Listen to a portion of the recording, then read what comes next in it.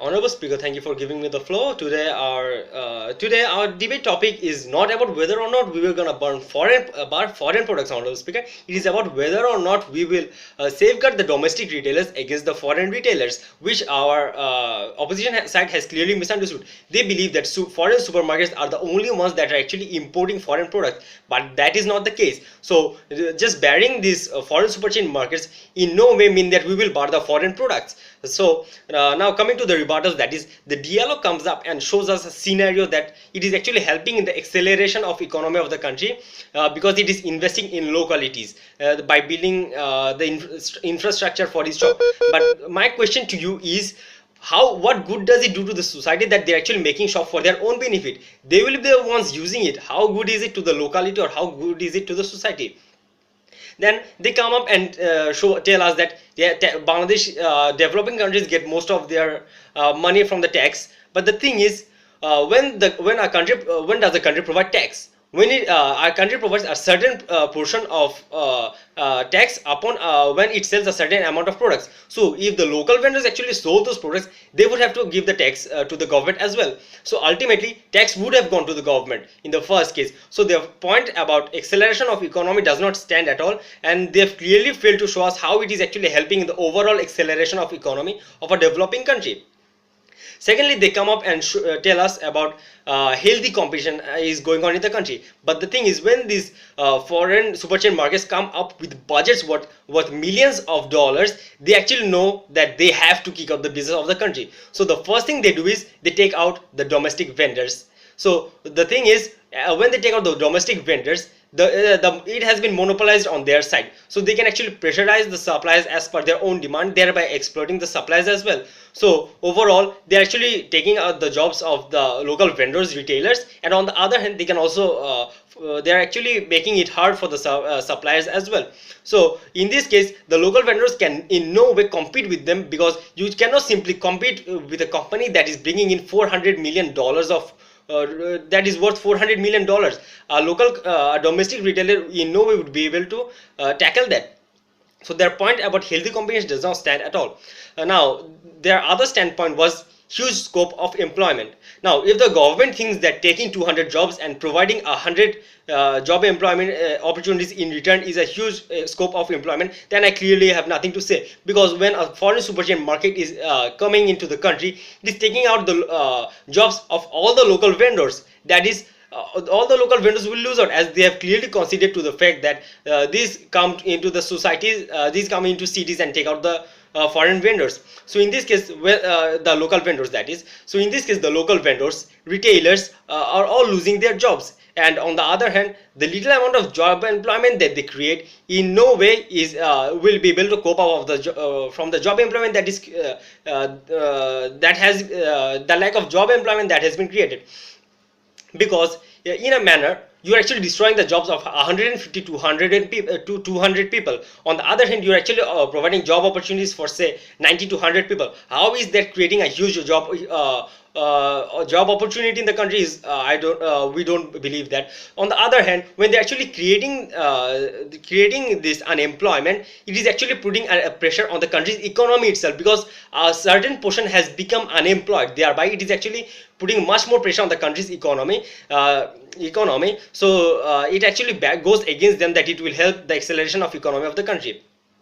And the other thing, the first and the other topic was that the international super chain markets inspire young entrepreneurs, which they have clearly failed to say how. And our second speaker has already come up and shown you how they are in no way inspiring the entrepreneurs. So now let me tell you now. So overall, from the government side, the only pros that we are getting, about foreign super chain market is that people are getting products at a cheap rate. But the thing is, they're getting product at a cheap rate for a certain period of time. After these foreign super chain markets are sure that they have no competition, they can simply increase the price rate, and at the same time they can simply exploit the suppliers.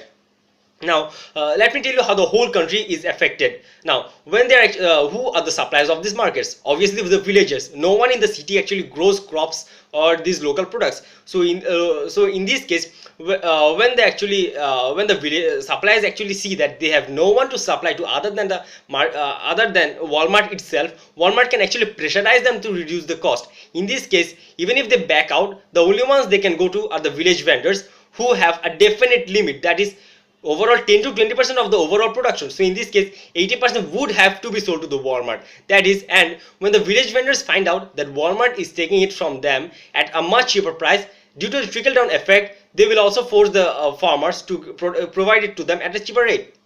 Then again, these supermarket chains have an immense lot of capital. So in this way, they can simply import products which are cheaper in other countries. In this case, the thing that will happen is they will actually be bashing out the local factories and stuff. For example, if they import huge amount of clothes from India and they provide it to Bangladesh, the garments industry in Bangladesh that actually supplies to Bangladeshi vendors will have to be bashed out, because they will not have any suppliers in the country itself. So in this case, they are actually taking it down. Next, they come up and talk about barring of foreign products. I see no way how barring supermarket actually bars foreign products. And they come up and when we talked about monopoly, they come up and say that they will monitor the monopoly, but they have clearly failed to say how, and how do you actually monitor the monopoly thing. Also now, let me show you the clashes. That is, the first thing is the question of employment. We have clearly shown you that when the supermarkets come, they're taking out the employment of hundreds and thousands of vendors and retailers. In return, only a few number of people are getting employed as their staff. So in this case, we see that when it comes to the question of employment, we see that they actually create an unemployment situation. So I believe the first clash goes to us. The second clash is whether or not it is producing a healthy competition. We have clearly showed you how they are actually bashing out the vendors itself. They are actually taking out the competitors, that is the domestic vendors itself. So if there are no domestic vendors, there is no competition, let alone there be a question of healthy competition.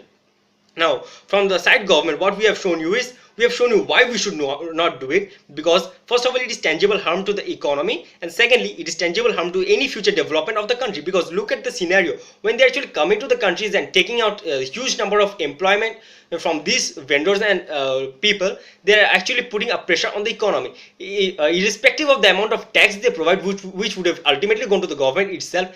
They are actually creating a huge bar on the economy itself. Second of all, when they're actually taking out these domestic domestic vendors and actually putting pressure on the suppliers, the thing that they're doing is reducing any development that could have happened in the long term.